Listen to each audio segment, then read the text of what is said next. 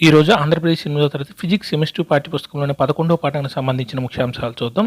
11వ పాఠం నక్షత్రాలు సౌర కుటుంబం. ఇందులో 134 నుంచి 143 పేజీ వరకు.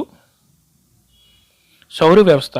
సూర్యుడు మరియు దాని చుట్టూ తిరిగే ఖగోళ వస్తువులు దేనిని ఏర్పరుస్తాయి? సౌర వ్యవస్థను. సూర్యుడు మరియు దాని చుట్టూ తిరిగే ఖగోళ వస్తువులు దేన్ని ఏర్పరుస్తాయి అంటే సౌర వ్యవస్థను. సింపుల్గా సౌర వ్యవస్థలు ఏముంటాయంటే సూర్యుడు దాని చుట్టూ తిరిగే ఖగోళ వస్తువులు ఉంటాయి. ఏది గ్రహాలు, తోకచుక్కలు, గ్రహ శకలాలు మరియు ఉల్కల వంటి వాటిని పెద్ద సంఖ్యలో కలిగి ఉంటుంది? సౌర వ్యవస్థ. ఏది గ్రహాలు, తోకచుక్కలు, గ్రహ శకలాలు మరియు ఉల్కల వంటి వాటిని పెద్ద సంఖ్యలో కలిగి ఉంటుందంటే సౌర వ్యవస్థ. సూర్యుడు మరియు ఈ ఖగోళ వస్తువుల మధ్య గల ఏది వాటిని దాని చుట్టూ తిరిగేలా చేస్తుందంటే గురుత్వాకర్షణ శక్తి.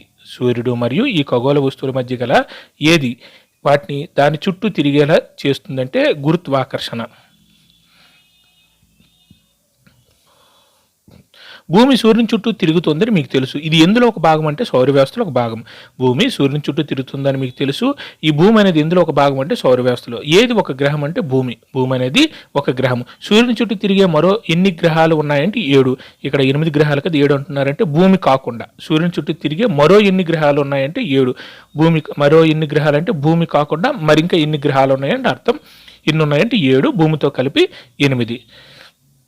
సూర్యుని నుండి దూరం పరంగా 8 గ్రహాలు వరుసగా బుధుడు, శుక్రుడు, భూమి, అంగారకుడు లేదా కుజుడు, బృహస్పతి లేదా గురుడు, శని, యురేనస్ మరియు నెప్ట్యూన్.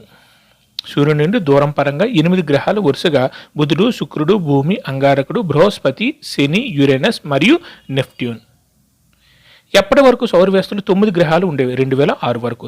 ఎప్పటి వరకు సౌర వ్యవస్థలో 9 గ్రహాలు ఉండేవి అంటే 2006 వరకు. సూర్యునికి అత్యంత దూరంలో ఉన్న గ్రహం ఏంటంటే ప్లూటో. సూర్యునికి అత్యంత దూరంలో ఉన్న గ్రహం ప్లూటో.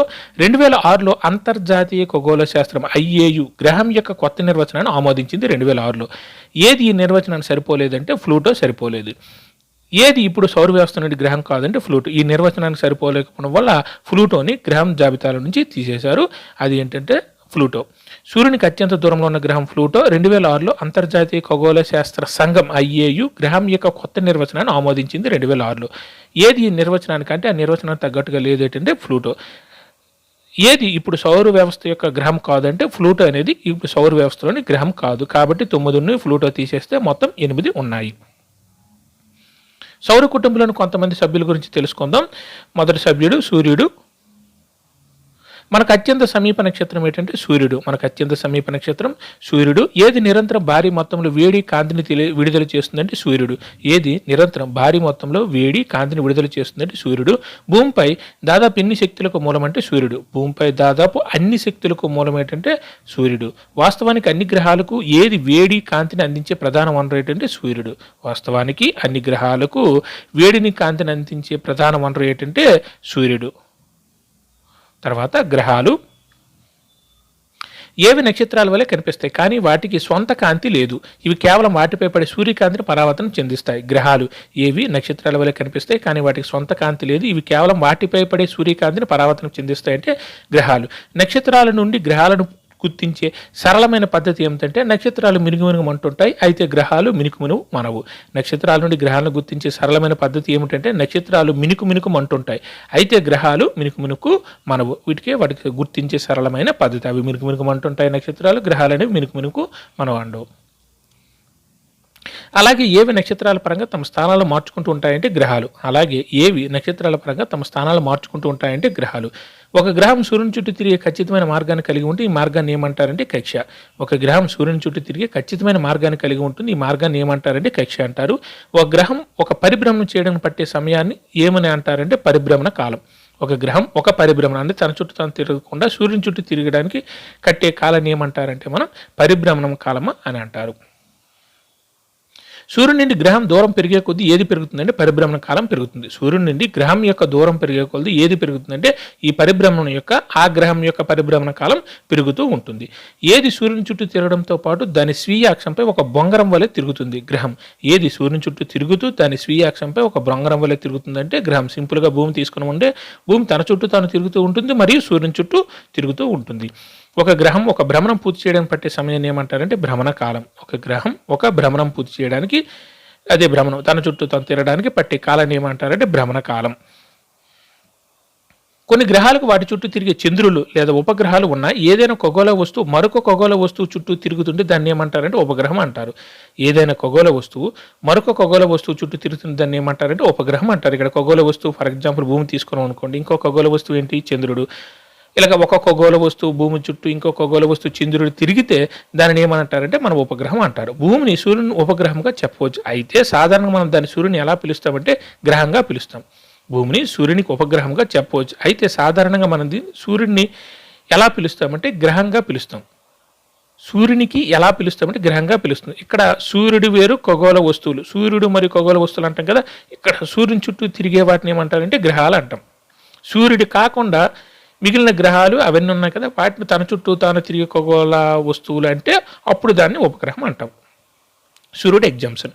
గ్రహాల చుట్టూ తిరిగే వస్తువులకు మనం ఏ పదాన్ని ఉపయోగిస్తారంటే ఉపగ్రహం. గ్రహాల చుట్టూ తిరిగే వస్తువులకు మనం ఏ పదాన్ని ఉపయోగిస్తామంటే ఉపగ్రహం. భూమి చుట్టూ తిరుగుతున్న అనేక మానవ నిర్మిత ఉపగ్రహాలు ఉన్నాయి. వీటిని ఏమని అంటారంటే కృత్రిమ ఉపగ్రహాలు. భూమి చుట్టూ తిరుగుతున్న అనేక మానవ నిర్మిత ఉపగ్రహాలు ఉన్నాయి. వీటిని ఏమని అంటారంటే కృత్రిమ ఉపగ్రహాలు. ప్రాచీన భారతదేశంలో ఈ ఖగోళ శాస్త్రం చూద్దాం. ప్రాచీన భారతదేశంలో దాదాపు 4000 సంవత్సరాల క్రితం రచించిన ఇందులో ప్రాచీన భారతదేశంలోని ఖగోళ శాస్త్ర అధ్యయనం ప్రస్తావించబడిందంటే ఋగ్వేదంలో. దాదాపు 4000 సంవత్సరాల క్రితం రచించిన ఇందులో అంటే ఏ వేదంలో ప్రాచీన భారతదేశంలోని ఖగోళ శాస్త్ర అధ్యయనం ప్రస్తావించబడిందంటే ఋగ్వేదంలో. చాలామంది భారతీయ పండితులు ఖగోళ శాస్త్రానికి తోడ్పాటును అందించారు. అత్యంత ప్రసిద్ధ ఖగోళ శాస్త్రవేత్తలు ఎవరు ఒకరంటే ఆర్యభట్ట. ఈయన కాలం క్రీస్తు పూర్వం 476 నుంచి 550. చాలామంది భారతీయ పండితులు ఖగోళ శాస్త్రానికి తోడ్పాటును అందించారు. అత్యంత ప్రసిద్ధ ఖగోళ శాస్త్రవేత్తలు ఎవరు ఒకరంటే ఆర్యభట్ట సిఈ 476 నుంచి 550. ఖగోళ శాస్త్రంపై ఆర్యభట్టు చేసిన కృషిని అతని రచన ఎందులో చూడవచ్చు అంటే ఆర్యభట్టీయంలో చూడవచ్చు. ఖగోళ శాస్త్రంపై ఆర్యభట్టు చేసిన కృషిని అతని రచన అయినా ఎందులో చూడవచ్చు అంటే మనం ఆర్యభట్టీయంలో చూడవచ్చు. అతను అంటే ఇక్కడ ఆర్యభట్ట 499 సిఈ ఎన్ని సంవత్సరాల వయసులో దీన్ని వ్రాశారంటే 23 సంవత్సరాల వయసులో.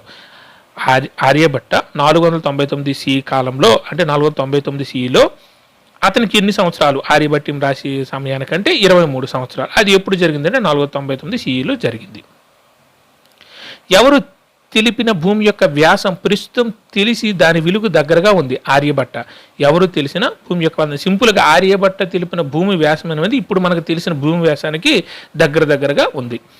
భూమి అచలన లేదా చలించడం అనే ప్రసిద్ధ అభిప్రాయాన్ని విస్మరిస్తూ ఎవరు భూమి గోళమని మరియు దాని స్వీయ అక్షంపై తిరుగుతుందని పేర్కొన్నాడు ఆర్యభట్ట. ఎవరు భూమి అచల అంటే చలించనిది అనే ప్రసిద్ధ అభిప్రాయం విస్మరిస్తూ భూమి గోళమని మరియు దాని స్వీయ అక్షంపై తిరుగుతుందని పేర్కొన్నాడంటే ఆర్యభట్ట. ఆర్యభట్ట అంచనా ప్రకారం భూమి యొక్క భ్రమణ కాలం 23 గంటల 56 నిమిషాల 4.1 సెకండ్లు. ఆర్యభట్ట అంచనా ప్రకారం భూమి యొక్క భ్రమణ కాలం 23 గంటల 56 నిమిషాల 4.1 సెకండ్లు. ఇతను ఏం కనుక్కున్నాడంటే భూమి యొక్క వ్యాసాన్ని కనుక్కున్నాడు. అప్పటికిప్పటికీ అది దగ్గరగా ఉంది. అలాగే భూమి గోళమని తన చుట్టూ తాను తిరుగుతుందని కూడా ఆర్యభట్ట చెప్పాడు. ఈ భ్రమణ కాలం కూడా 23 గంటల 56 నిమిషాల 4.1 సెకండ్ అని కూడా చెప్పాడు. ఇది ప్రస్తుతం ఉన్న భ్రమణ కాలానికేమో చాలా దగ్గరగా ఉంది. చంద్రుడు మరియు గ్రహాలు పరావర్తనం చెందించే సూర్యకాంతి కారణంగా ప్రకాశిస్తున్నాయని ఎవరు సరిగ్గా చెప్పాడంటే ఆర్యభట్ట. చంద్రుడు మరియు గ్రహాలు పరావర్తనం చెందించే సూర్యకాంతి కారణంగా ప్రకాశిస్తున్నాయని ఎవరు సరిగ్గా చెప్పాడంటే ఆర్యభట్ట చెప్పాడు. ఎవరు సూర్యచంద్ర గ్రహణాలకు శాస్త్రీయ వివరణ కూడా ఇచ్చాడంటే ఆర్యభట్ట. ఎవరు సూర్యచంద్ర గ్రహణాలకు శాస్త్రీయ వివరణ కూడా ఇచ్చాడంటే ఆర్యభట్ట. భూమి యొక్క నీడ చంద్రునిపై పడటం వల్ల ఏమి ఏర్పడుతుందంటే చంద్రగ్రహణం. భూమి యొక్క నీడ చంద్రునిపై పడడం వల్ల ఏమి ఏర్పడుతుందంటే చంద్రగ్రహణం ఏర్పడుతుంది. ఇటుపక్క సూర్యుడు ఉంటే మధ్యలో భూమి ఉంటే ఇటుపక్క చంద్రుడు ఉంటే భూమి యొక్క నీడ అంటే భూమిపై చంద్రుని కాంతి పడుతుంది. ఆ భూమి యొక్క నీడలోనేమో చంద్రుడు ఉంటాడు. అందువల్ల చంద్రగ్రహణం అప్పుడు ఏర్పడుతుంది. చంద్రుడి నీడ భూమిపై పడినప్పుడు ఏమి ఏర్పడుతుందంటే సూర్యగ్రహణం ఏర్పడుతుంది. చంద్రుడి నీడ భూమిపై పడినప్పుడు ఏమి ఏర్పడుతుందంటే సూర్యగ్రహణం అనేది ఏర్పడుతుంది. ఎవరు భూమి మరియు చంద్రుడి మధ్య దూరాన్ని కూడా కనుగొన్నాడంటే ఆర్యభట్ట. ఇది ప్రస్తుత తెలిపిన విలువకు చాలా దగ్గరగా ఉంది. ఎవరు భూమి మరియు చంద్రుడి మధ్య దూరాన్ని కూడా కనుగొన్నాడంటే ఆర్యభట్ట. ఇది ప్రస్తుతం తెలిసిన విలువకు చాలా దగ్గరగా కూడా ఉంది. బుధుడు లేదా మెర్క్యూరీ. సూర్యునికి అత్యంత సమీపంలో గల గ్రహం బుధుడు. సూర్యునికి అత్యంత సమీపంలో ఉన్న గ్రహం ఏంటంటే బుధుడు. ఏది మన సౌర వ్యవస్థలో అతి చిన్న గ్రహం బుధుడు. ఏది మన సౌర వ్యవస్థలో అతి చిన్న గ్రహం బుధుడు. సూర్యుడికి చాలా దగ్గరగా ఉన్నందువల్ల దేనిని గమనించడం చాలా కష్టం, ఎందుకంటే ఎక్కువ సమయం అది సూర్యుని కాంతిలో దాగి ఉంటుంది. బుధుడు సూర్యునికి చాలా దగ్గరగా ఉన్నందువల్ల దేనిని అంటే ఏ గ్రహాన్ని గమనించడం చాలా కష్టం, ఎందుకంటే ఎక్కువ సమయం అది సూర్యుని కాంతిలో దాగి ఉంటుంది. బుధుడు ఎందుకంటే సూర్యునికి చాలా దగ్గరగా ఉంటుంది కాబట్టి. అయినప్పటికీ సూర్యోదయానికి ముందు లేదా సూర్యాస్తమయం తర్వాత క్షితిజం అంటే భూమి ఆకాశం కలిసే దృశ్య సరిహద్దు దగ్గర దేనిని మనం గమనించవచ్చు అంటే బుధుడిని మనం గమనించవచ్చు. అయినప్పటికీ సూర్యోదయానికి ముందు లేదా సూర్యాస్తమయం తర్వాత క్షితిజం దగ్గర దేనిని మనం గమనించవచ్చు అంటే బుధుడు. క్షితిజం అంటే భూమి ఆకాశం కలిసే దృశ్య సరిహద్దు దగ్గర మనం దేన్ని గమనించవచ్చు అంటే బుధుడిని మనం గమనించవచ్చు. కాబట్టి చెట్లు లేదా భవనాలు క్షితిజ వీక్షణను అడ్డుకోని ప్రదేశాల్లో మాత్రం ఏది కనిపిస్తుందంటే బుధుడు కనిపిస్తుంది. కాబట్టి చెట్లు లేదా భవనాలు క్షితిజ వీక్షణను అడ్డుకోని ప్రదేశాల్లో మాత్రం ఏది కనిపిస్తుందంటే బుధుడు కనిపిస్తుంది. బుధ గ్రహానికి ఏం లేవు అంటే ఉపగ్రహాలు లేవు. ఉపగ్రహాలు లేని గ్రహం ఏంటంటే బుధ గ్రహం. తర్వాత శుక్రుడు లేదా వీనస్. భూమికి అత్యంత సమీప గ్రహం ఏంటంటే శుక్రుడు. భూమికి అత్యంత సమీప గ్రహం శుక్రుడు. ఏది రాత్రిపూట ఆకాశంలో అత్యంత ప్రకాశవంతమైన గ్రహం శుక్రుడు లేదా వీనస్. ఏది రాత్రిపూట ఆకాశంలో అత్యంత ప్రకాశవంతమైన గ్రహం ఏంటంటే శుక్రుడు. కాబట్టి కొన్నిసార్లు ఏది సూర్యోదయానికి ముందు తూర్పున ఆకాశంలో కనిపిస్తాడు, కొన్నిసార్లు సూర్యాస్తమయం తర్వాత పశ్చిమన ఆకాశంలో కనిపిస్తుంది శుక్రుడు. కొన్నిసార్లు ఏ గ్రహం సూర్యోదయానికి ముందు తూర్పున ఆకాశంలో కనిపిస్తాడు అంటే సూర్యోదయానికి ముందు తూర్పున ఆకాశంలో కనిపిస్తాడు, కొన్నిసార్లు సూర్యాస్తమయం తర్వాత పశ్చిమన ఆకాశంలో కనిపిస్తాడు. ఎవరంటే అది శుక్రుడు. కాబట్టి శుక్రుని తరచుగా ఏమని పిలుస్తారు, కానీ ఇది నక్షత్రం కాదు, ఉదయ తార లేదా సాయంత్ర తార.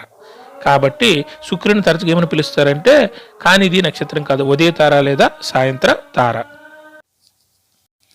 శుక్రునికి ఏమి లేదంటే ఉపగ్రహం లేదు. బుధుడికి కూడా ఉపగ్రహాలు లేదు, శుక్రునికి కూడా ఉపగ్రహాలు లేవు. దాని అక్షం మీద శుక్రుని భ్రమణం కొంత అసాధారణంగా ఉంటుంది. ఏది తూర్పు నుండి పడమను తిరుగుతూ ఉండగా భూమి పశ్చిమ నుండి తూర్పుకు తిరుగుతుంది. శుక్రుడు దాని అక్షరం అంటే శుక్రుడి యొక్క అక్షరం శుక్రుని భ్రమణం కొంత అసాధారణంగా ఉంటుంది. అంటే శుక్రుని యొక్క అక్షం మీదేమో దాని యొక్క భ్రమణం కొంత అసాధారణంగా ఉంటుంది. ఇది ఎక్కడి నుంచి ఎక్కడ తిరుగుతుంది అంటే తూర్పు నుండి పడమర తిరుగుతుంది శుక్రుడు. అదే భూమి అయితే పశ్చిమ నుండి తూర్పుకి తిరుగుతుంది. శుక్రుడు తూర్పు నుంచి పడమర తిరుగుతాడు, భూమి అయితే పడమర నుండి తూర్పుకి తిరుగుతుంది. దేనిని దాని తేజస్సు ద్వారా సులభంగా గుర్తించవచ్చు శుక్రుడిని. దేనిని దాని తేజస్సు ద్వారా సులభంగా గుర్తించవచ్చు అంటే శుక్రుడిని. ఎవరు చంద్రుని వలె కళను చూపుతుందంటే శుక్రుడు. ఎవరు చంద్రుని వలె కళను చూపుతారంటే శుక్రుడు చంద్రుని వలె కళలు చూపుతాడు. భూమి లేదా పృథ్వీ. సౌర వ్యవస్థలో జీవం ఉందని తెలిసిన ఏకైక గ్రహం భూమి. సౌర వ్యవస్థలో జీవం ఉందని తెలిసిన ఏకైక గ్రహం భూమి. కొన్ని ప్రత్యేక పర్యావరణ పరిస్థితులు దేనిపై జీవుల మనుగడ మరియు కొనసాగింపు కారణమవుతాయంటే భూమిపై. కొన్ని ప్రత్యేక పర్యావరణ పరిస్థితులు దేనిపై జీవుల మనుగడ మరియు కొనసాగింపుకు కారణమవుతాయంటే భూమిపై. ఇందులో సూర్యుడి నుండి సరైన దూరాన్ని కలిగి ఉండటం ద్వారా దేనికి ఉన్న సరైన ఉష్ణోగ్రత పరిధి, నీటి ఉనికి, తగిన వాతావరణం మరియు ఓజోన్ పొర ఉంటాయంటే భూమిపై. ఇందులో సూర్యుడి నుండి సరైన దూరాన్ని కలిగి ఉండటం ద్వారా దేనికి ఉన్న సరైన ఉష్ణోగ్రత పరిధి, నీటి ఉనికి, తగిన వాతావరణం మరియు ఓజోన్ పొర ఉంటాయంటే భూమిపై. అంతరిక్షం నుండి చూసినప్పుడు భూమి ఉపరితలంపై గల నీరు మరియు భూభాగాల నుండి కాంతి పరావర్తనం కారణంగా భూమి ఎలా కనిపిస్తుంది అంటే నీలి ఆకుపచ్చగా కనిపిస్తుంది. అంతరిక్షం నుండి చూసినప్పుడు భూమి ఉపరితలంపై గల నీరు మరియు భూభాగాల నుండి కాంతి పరావర్తనం కారణంగా భూమి ఎలా కనిపిస్తుంది అంటే నీలి ఆకుపచ్చగా కనిపిస్తుంది. భూమి యొక్క భ్రమణాక్షం దాని కక్షి యొక్క తలానికి ఎలా ఉండదంటే లంబంగా ఉండదు. భూమి యొక్క భ్రమణాక్షం దాని కక్షి యొక్క తలానికి ఎలా ఉండదంటే లంబంగా ఉండదు. భూమిపై దేని మార్పుకి ఈ వంపు కారణం అంటే ఋతువుల మార్పుకి ఈ వంపు అనేది కారణం. అంటే భూమి యొక్క భ్రమణాక్షము నెక్స్ట్ ఆ కక్షి యొక్క తలం ఆ రెండు ఎలా ఉండదంటే ఒకదానికొకటి లంబంగా ఉండవు. ఈ వంపు అనేది కొంత వంపు ఉంటుంది అంటే స్ట్రైట్గా లంబంగా కరెక్ట్ లంబంగా ఉండు, కొంచెం వంపు ఉంటుంది. ఈ వంపు దేనికి కారణమవుతుంది అంటే భూమి మీద ఉన్న ఋతువులకి కారణమవుతుంది. దేనికి ఒకే ఒక చంద్రుడు ఉన్నాడంటే భూమికి. అంటే భూమికి ఉన్న ఒకే ఒక ఉపగ్రహం చంద్రుడు. తర్వాత అంగారకుడు లేదా కుజుడు. తదుపరి గ్రహం భూకక్ష వెలుపల ఉన్న మొదటి గ్రహం అంగారకుడు. తదుపరి గ్రహం భూకక్ష వెలుపల ఉన్న మొదటి గ్రహం ఏంటంటే అంగారకుడు. భూకక్ష వెలుపల ఉన్న మొదటి గ్రహం అంగారకుడు.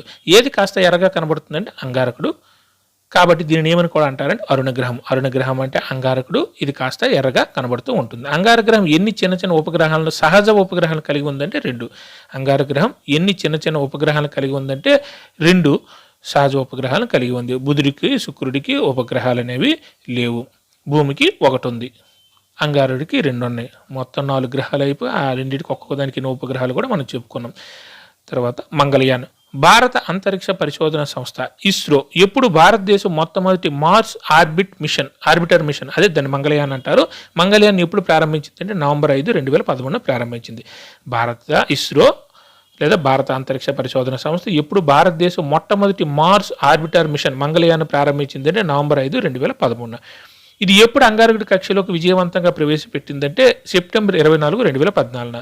ఇది అంటే ఈ మంగళయాన్ అనేది ఎప్పుడు అంగారకుడి ఒక కక్షలోకి విజయవంతంగా ప్రవేశపెట్టింది అంటే ఆర్బిటర్ని ఎప్పుడు ప్రవేశపెట్టింది అంటే సెప్టెంబర్ 24, 2014 అంగారకుడి కక్షలోకి విజయవంతంగా ప్రవేశపెట్టింది. తొలి ప్రయత్నంలోనే అలా చేసిన మొట్టమొదటి దేశంగా ఏది అవతరించిందంటే భారతదేశం. తొలి ప్రయత్నంలోనే అలా చేసిన మొట్టమొదటి దేశంగా ఏది అవతరించిందంటే భారతదేశం అవతరించింది. Thank you.